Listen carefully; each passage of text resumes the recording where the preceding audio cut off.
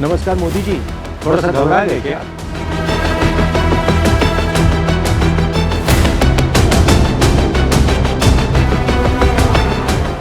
देश का एक और राज्य कांग्रेस मुक्त हो गया। राहुल गांधी दिल्ली में कैमरे सेट करवा रहे थे और मेघालय में कांग्रेस का आखिरी बल्ब भी फ्यूज हो गया।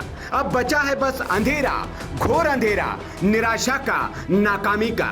जी हां, कांग्रेस के इकलौते विधायक रॉनी विलिंगडो ने भी अब पार्टी छोड़ दी है और सीधे सत्ता पक्ष एनपीपी में जा बैठे।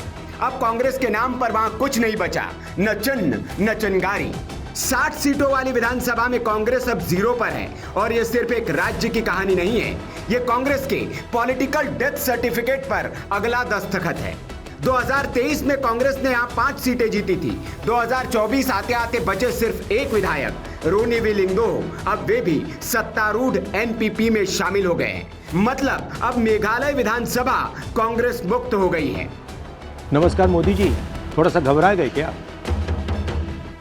राहुल गांधी कैमरे के सामने आकर दिल्ली में रील बनाने में बिजी है। वो सोशल मीडिया पर मोदी को डरा धमका रहे हैं और जमीन पर उनके नेता ही उनको छोड़कर भाग रहे हैं। वे सोशल मीडिया पर कैप्शन लिख रहे हैं, डेड इकोनॉमी, और पीछे उनकी पार्टी हो रही है डेड पार्टी। बात सिर्फ मेघालय तक सीमित नहीं है, महाराष्ट्र में भी महासफाया शुरू हो चुका है। 2 दिन पहले राज्य के पूर्व मंत्री रहे सुरेश वरपुड़कर ने राहुल का हाथ छोड़कर बीजेपी का दामन थाम लिया। कल अकोला से कांग्रेस के कद्दावर नेता अभय पाटिल ने पार्टी और पॉलिटिक्स दोनों को अलविदा कह दिया। अभय पाटिल वही नेता है जिन्होंने यहां से कांग्रेस के टिकट पर 2024 का लोकसभा चुनाव लड़ा था। अप्रैल महीने में पुणे के भोर विधानसभा क्षेत्र से 3 बार के विधायक रहे संग्राम थोपटे ने कांग्रेस को नमस्ते कर दिया था और ये सिलसिला जारी है। छोटे मोटे नेता तो रोज पार्टी छोड़ दूसरे सियासी दल में शिफ्ट हो रहे हैं।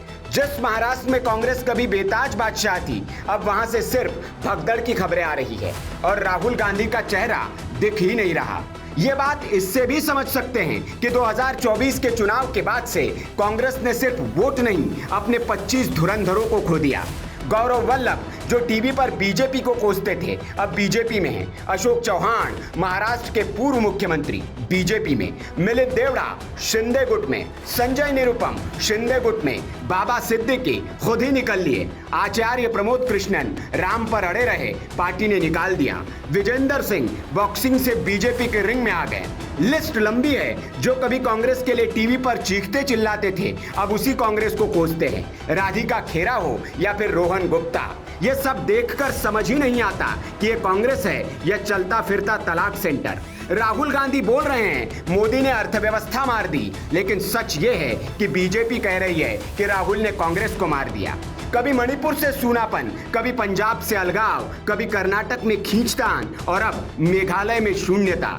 न रणनीति, न लीडरशिप, न संगठन और ऊपर से सोशल मीडिया का ढोल। ये कांग्रेस अब विचारधारा की नहीं, बची खुची सांसों की पार्टी बन चुकी है। हर राज्य में दरवाजे बंद हो रहे हैं और राहुल गांधी अब भी अमेरिका के ट्रंप को कोट कर रहे हैं। Bureau report, VK news. VK news, राष्ट्र के नाम।